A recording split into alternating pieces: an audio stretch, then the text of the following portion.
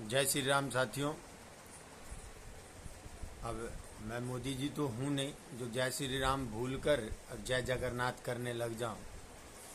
अभी WhatsApp, Facebook, Twitter ये सब पर देख रहा हूँ जो बड़े ही दुर्भाग्यपूर्ण टिप्पणियाँ आ रही है। मतलब अजीब अजीब सी टिप्पणियाँ आ रही है। जो अयोध्या के हिंदू को गाली दिया जा रहा है, कह रहे प्रसाद अपने घर से ले जाओ। भाई साहब, उसी अयोध्या की धरती पर भगवान राम ने जन्म लिया है और उसकी एक एक मट्टी अयोध्या की पावन धाम का वो एक ऐसा तीर्थ स्थल है जो सनातन के लिए सबसे बड़ा स्थल है। और वहाँ के लोग में भी भगवान राम की वासना है। वहाँ के तमाम सनातनियों का मैं एक दिन पढ़ रहा था। अयोध्या में जो राजपूत समाज के लोग हैं उन्होंने भगवान राम के जाने के बाद जो पगड़ी उतारी थी, मतलब वो मंदिर के उसमें पगड़ी उतारी थी, वो आज तक नहीं पहने। उनकी कुर्बानी देखिए कितनी बड़ी, मतलब उनकी तपस्या होगी और वो अब जाके पूरा हुआ।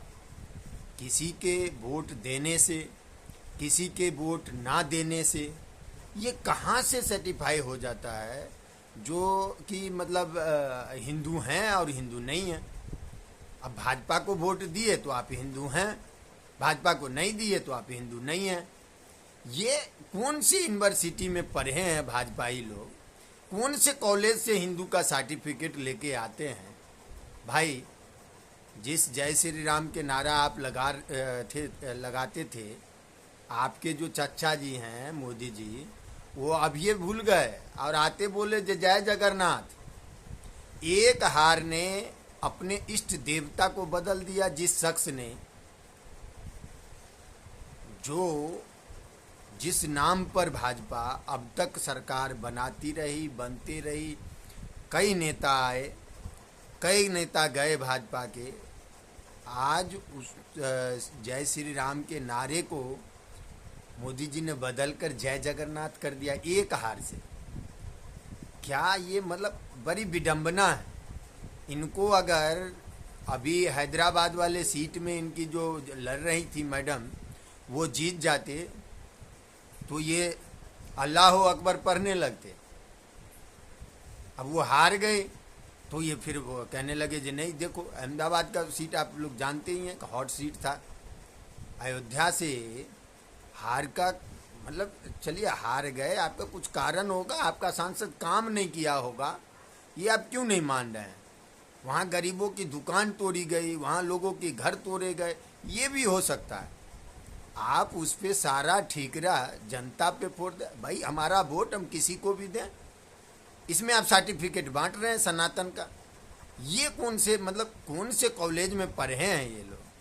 लग रहा है व्हाट्सएप यूनिवर्सिटी में 2014 के बाद पढ़ने लगे। इनकी एक मैडम बोली भी थी जो मतलब 2014 के बाद असली आज़ादी मिली। उनको भी सुन के हैरान हुआ। भाई 2014 के बाद आज़ादी मिली तो भगत सिंह क्या करे थे? फांसी पर क्यों चढ़े? चंद्रशेखर आज़ाद क्यों गोली मतलब अपने आप को मार लिए आज़ाद कराने के लिए देश के? क्या सारे कुर्बानी को इन्होंने धो दिया, जितने शहीद थे उनको भी धो दिया। लेकिन एक चीज़ है, अब लोकतंत्र जीता है और तानाशाह है, इसमें कोई कोताही नहीं है।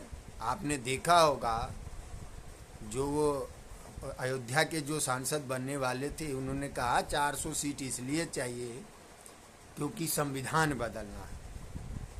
अब वो तो आए नहीं, परंतु एक बात जरूर है, उनका आका जो है सांसद में घुसते ही संविधान को माथा टेक लिए। पता चला जो संविधान बदलने वाले तुम्हारा इतिहास बदल देगा। संविधान गरीबों का संविधान है और वही संविधान जिससे हमारे देश के न्याय प्रक्रिया से लेके सारी व्यवस्था चलती है। अभी तो 240 पे आए हो, ठीक है, 2 बैसाखी की ज़रूरत है, लेकिन नीतीश चाचा का ध्यान रखिएगा। नीतीश चाचा बड़ा पलटू मार हैं और नायडू जी तो ठीक है, अभी आप बनाइए सरकार, आपको शुभकामनाएं, लेकिन आप ये सर्टिफिकेट मत बांटिए जो जहां आप हार गए वहाँ हिंदू नहीं है। ये आप कहीं से भी ये सनातन में नहीं लिखा है। आप वही लोग हैं जो शंकराचार्य जी ने जो राम मंदिर के उद्घाटन में बोला था, तो आपने शंकराचार्य जी के ऊपर अपने आईटी सेल के द्वारा अभद्र टिप्पणियां कराने लग गए थे। आज अयोध्या में आपकी हार हुई तो आप